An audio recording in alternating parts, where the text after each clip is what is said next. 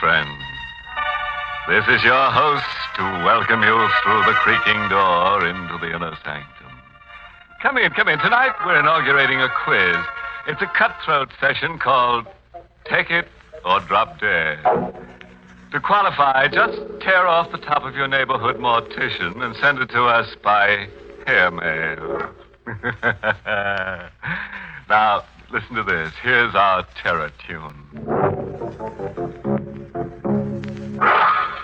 If you could guess the correct title of our morbid mazurka in one scream or less, here are the prizes you'll win. A brand new 1949 stainless steel guillotine. Just the thing for whittling down your wife's overhead. And a handsome hand-tooled Florentine dagger. The knife without a conscience. And the take-it-or-drop-dead grand prize. A free, all-expense murder trial in a court of your own choosing.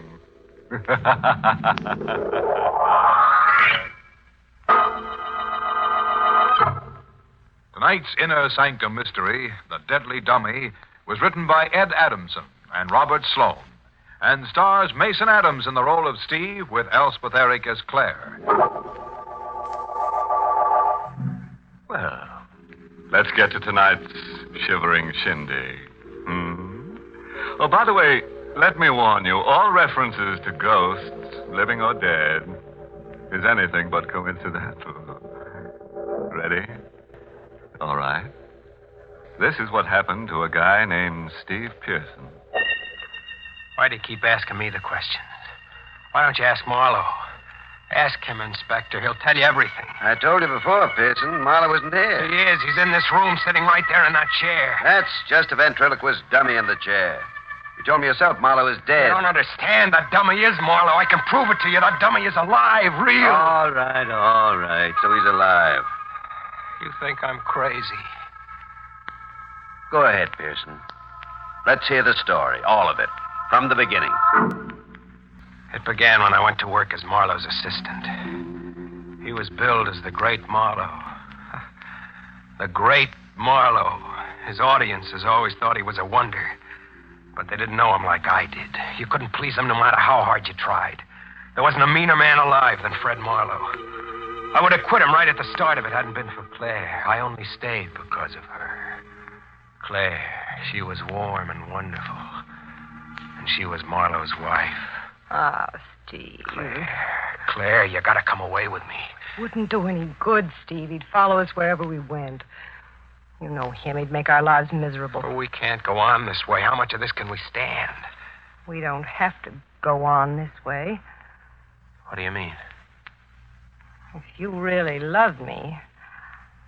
Claire, we couldn't do a thing like that. You hate him as much as I do. But doing a thing like that... It isn't hard when you really hate. When you really love. Somebody will find out. They always find out. Not the way I've planned it. Ground glass. He'll drink it. But how? He'll know. No, he'll never suspect. It'll be during his act. What? That part where he drinks the water while the dummy whistles. You handle his props. All you have to do is put the powdered glass into the water pitcher before he goes on. He'll pour the drink himself. Yes. After he goes off, you can wash out the pitcher and the glass. There'll be no evidence. Will you do it, Steve? When? He's giving his last performance at the Lido on Tuesday. Tuesday. It'll be Marlowe's last performance anywhere.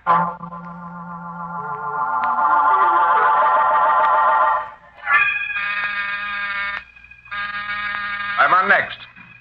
Everything set, Steve? Yes, Mr. Marlowe, everything is set. You made sure of the water in the pitcher. Last night you almost forgot about that. It's in there now. I made doubly sure this time. All right, Petey, let's go. You ready, Marlowe? Claire, Yes, Fred? my last performance here. Aren't you coming out to watch? I'll be along in a moment. I wouldn't want you to miss it. We're going to be really great tonight. Aren't we, Petey? You said it, Marlowe. Tonight we're gonna knock 'em dead.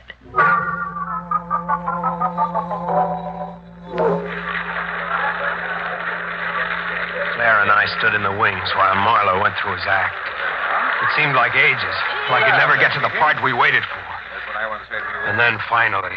Petey, talking about drinking, I'm a little thirsty myself. That was the cue. Now he was coming to it. Sure you won't join me? Oh, never touch the stuff. You go right ahead, Marlowe. I'll entertain the folks with a number while you dampen your tonsils. Okay, Petey. Take over. The water in the glass slowly emptied. A silent scream shook in my throat.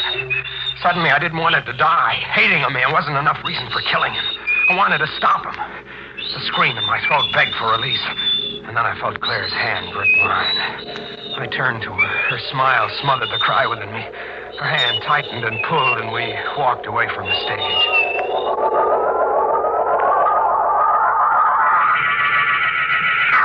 Pearson, the doctor. I sent your wife for one, Marlowe. The pain, it feels like there's a fire inside me. It won't bother you for long. Fire burning, cutting into me.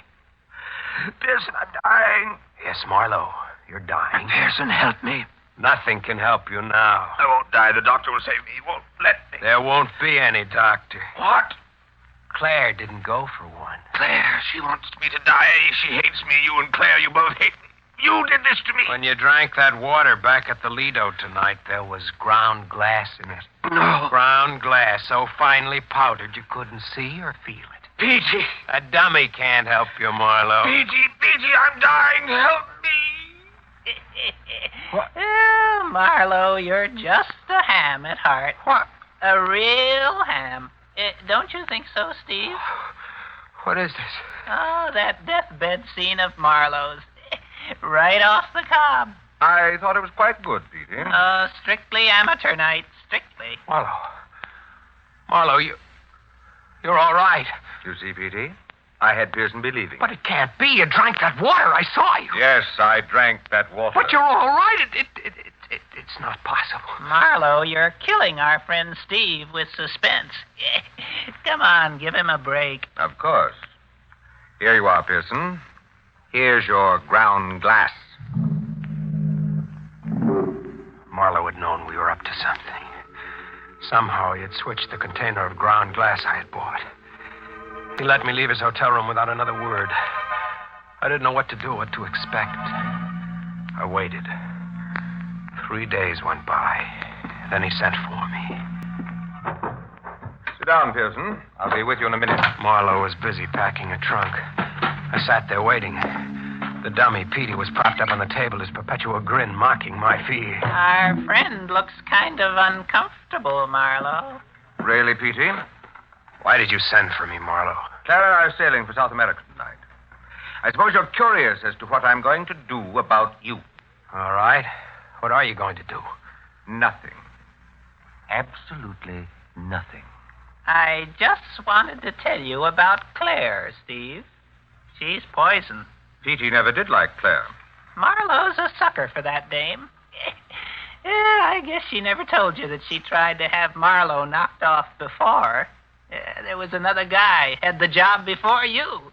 Claire fed him the same line. He's lying, Marlowe. Why don't you ask her? She'll be back soon. Claire wants Marlowe's money, but not Marlowe. She was just using you. Shut up. She'd give you the go-by so fast. Shut up, I said. You're out of her class. She wouldn't want you in a minute. This will shut you up. I'll break you into a million pieces. You're a fool, Pearson. You forget there are other Peteys. After all, they're only me. Remember? So you see, the only sure way to shut them up is to stop me. Marlowe taunted me with a sickening laughter. I couldn't stand it. I had to stop him some way. I felt along the table behind me. My hand came across the heavy glass ashtray. I gripped it tightly, then brought it up from behind. He slumped to the floor. The grin was still on his face. I bent down over him. He was breathing. I hit him again. Marlowe was dead. You shouldn't have done that, Steve. It was the dummy talking. I heard him. He lay on the floor. I had crushed him into 100 pieces. But they were his words, his voice. You can't get away with murder. You'll see, Steve.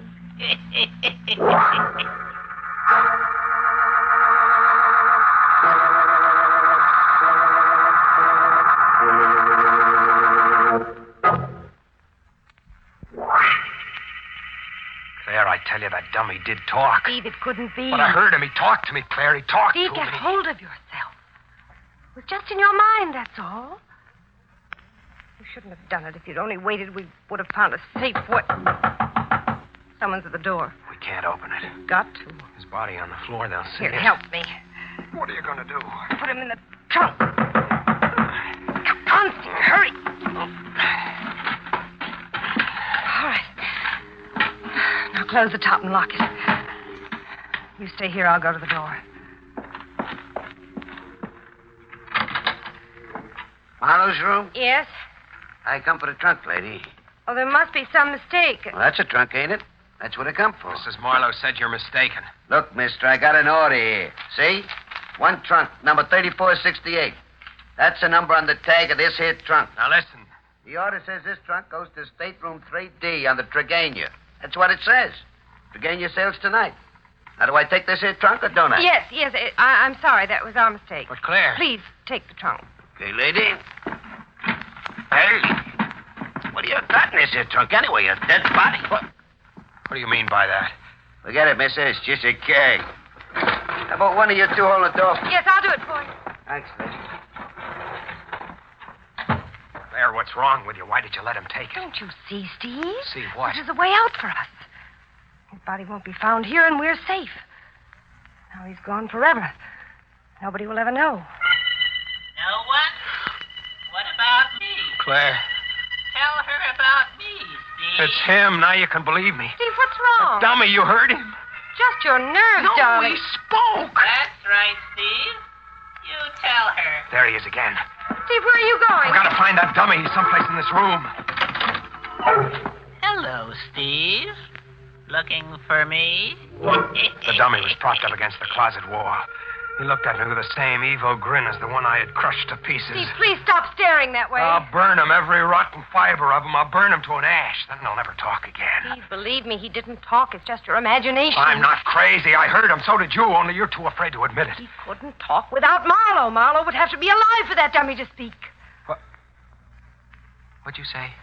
Marlowe would have to be alive. You know that. Yes, that's right. What's the matter with me? Yes, he would have to be alive. You see, it was just your Then imagination. Marlowe isn't dead. Oh, now, Steve, please. He wasn't dead when you put him into the trunk. He just wanted us to think he Steve. was. I didn't kill him. He wasn't dead. That's why the dummy talked. Marlowe can do tricks like that. Come on, Claire. We've got to hurry. No, wait. We've got to get there fast. Where, Steve? What are you talking about? Marlowe's stateroom on the boat. He'll be there in the trunk. I've got to make sure he's dead.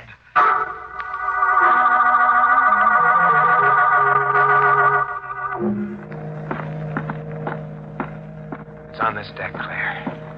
3D, there it is. There's the trunk in the corner over there. Give me the key. Oh, Steve, we shouldn't have come I here. said give me the key. Don't, Steve, please don't open it. He is dead in there. I know. Give it Yeah. to me. I grabbed a purse and took out the key. I unlocked the trunk. I pulled up the lid. Marlowe was in there, motionless. When I touched him, he was cold. Marlowe was dead, all right. But there was something else in the trunk with him, at his feet. And the same grin was on his wooden face. Hello, Steve. I knew you'd come. I was waiting for you.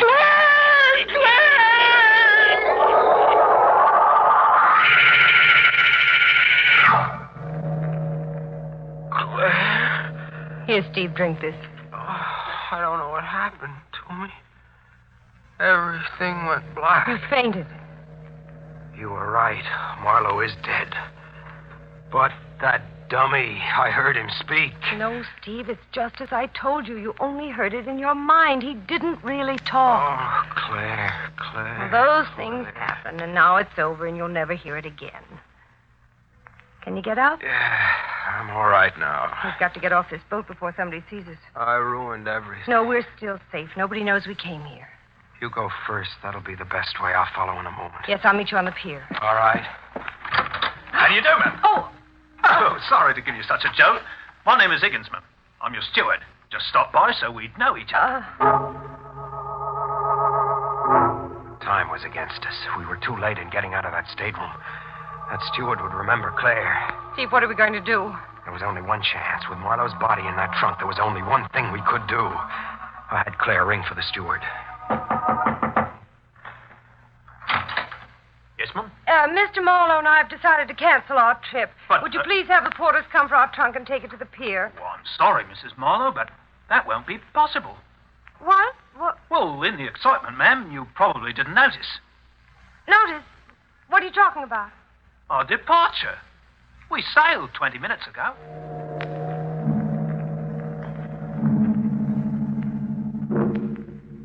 We had walked into a trap of our own making. A trap that was snapped closed on us by a dead man. Marlowe was a cold corpse in that trunk, but we were held by his invisible grip. Steve, there's still a chance we can get out of this. You mean if his body isn't found in that trunk? We'll arrange it so his body will never be found. We'll do it tonight when the deck outside is dark and deserted. You'll see, Steve. We'll be really rid of Marlowe this time. You'll see.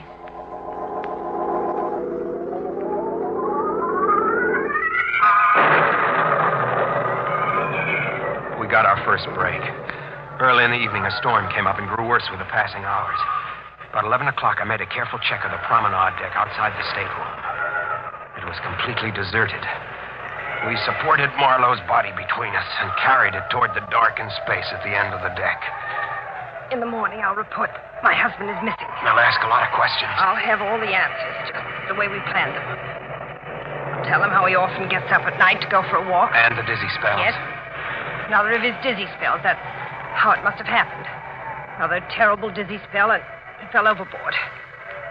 Meantime, Steve, you'll have to hide. I found a place in one of the lifeboats. We'll meet every night. Wait. What is it? I thought I saw somebody down that way.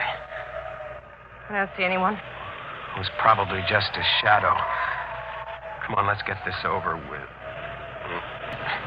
You can help me lift him to the rail. All right. Now push.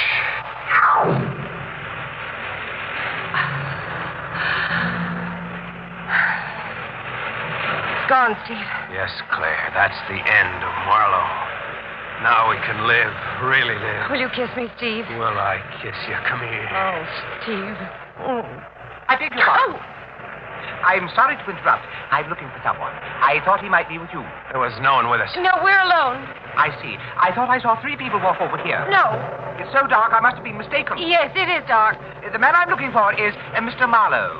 What? Do you happen to know him? My name is Marlowe. Then you're the gentleman I'm looking for. My name is Ralph Kramer, Mr. Marlowe. Kramer. Are you all right, Mr. Marlowe? Yes, I'm fine. Why? I just wanted to be sure. By the way, I received your letter. Letter? Don't you remember? No, not exactly. Oh, I can understand. You're a busy man, Mr. Marlowe.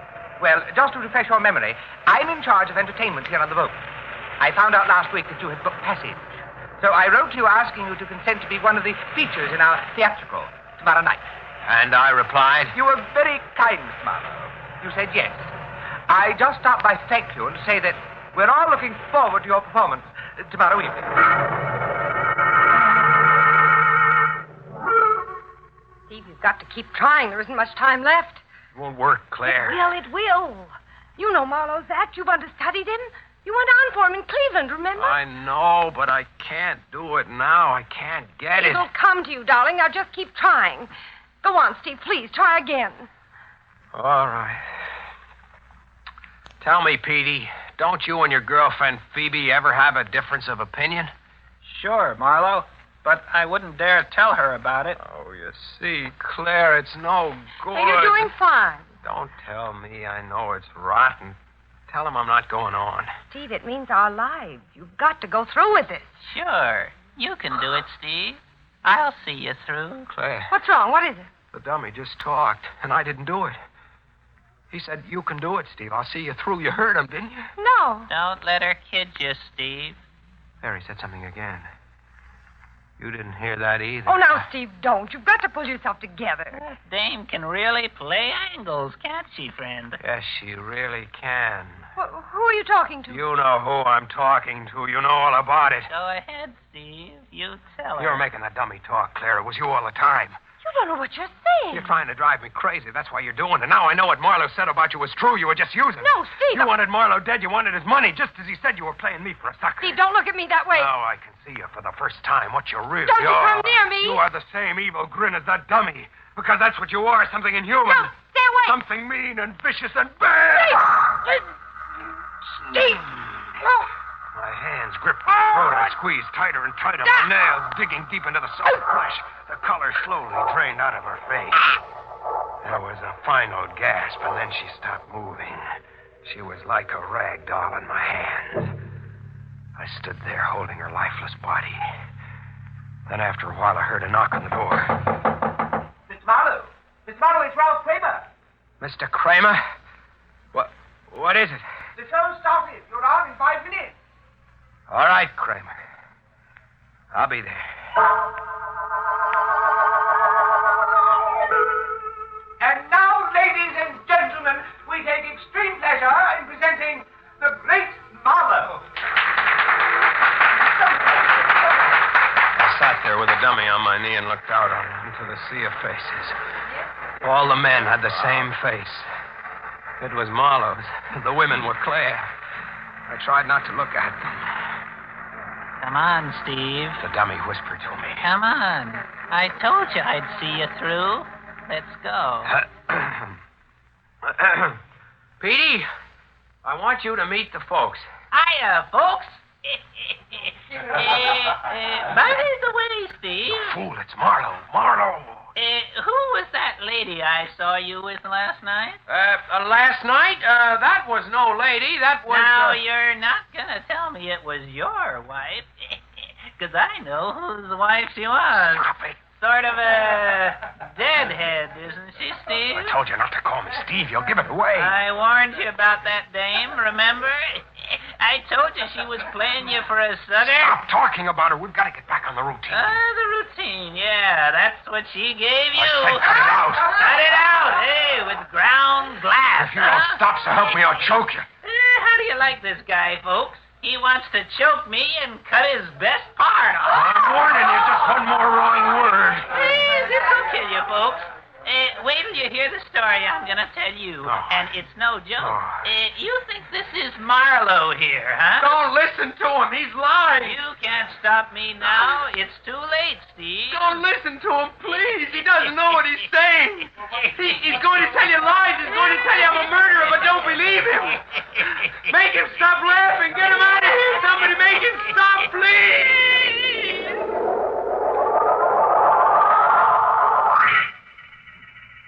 That's it, Inspector. That's the whole story of what happened. It was all because of the dummy on that chair there. You give us a lawyer's name and we'll call I him. don't think a lawyer would do me much good now. That's up to you, Pearson. I'll think it over. Okay, Roberts, take him downstairs. I don't suppose you'll need me any longer, Inspector? Just one question, Kramer.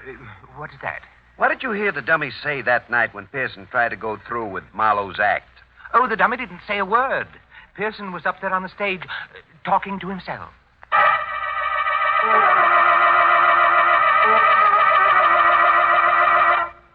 Well, that closes tonight's cadaverous chapter.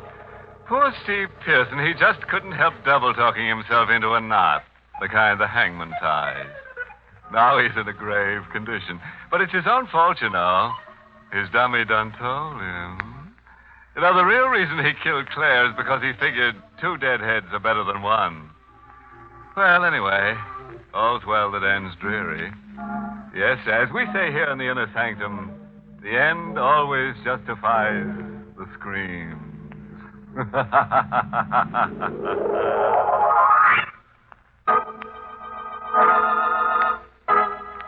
Inner Sanctum is heard each week in the United States over CBS, the Columbia Broadcasting System, and has been rebroadcast for servicemen and women overseas through the facilities of the United States Armed Forces Radio Service, the voice of information and education.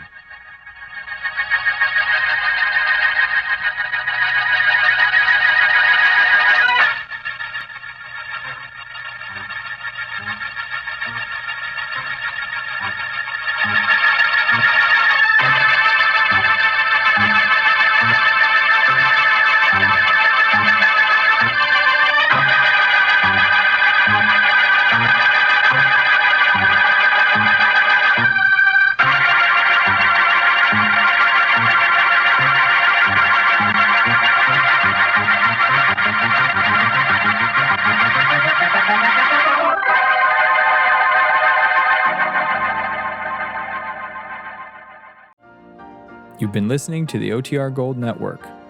Find more classic radio at otrgold.com.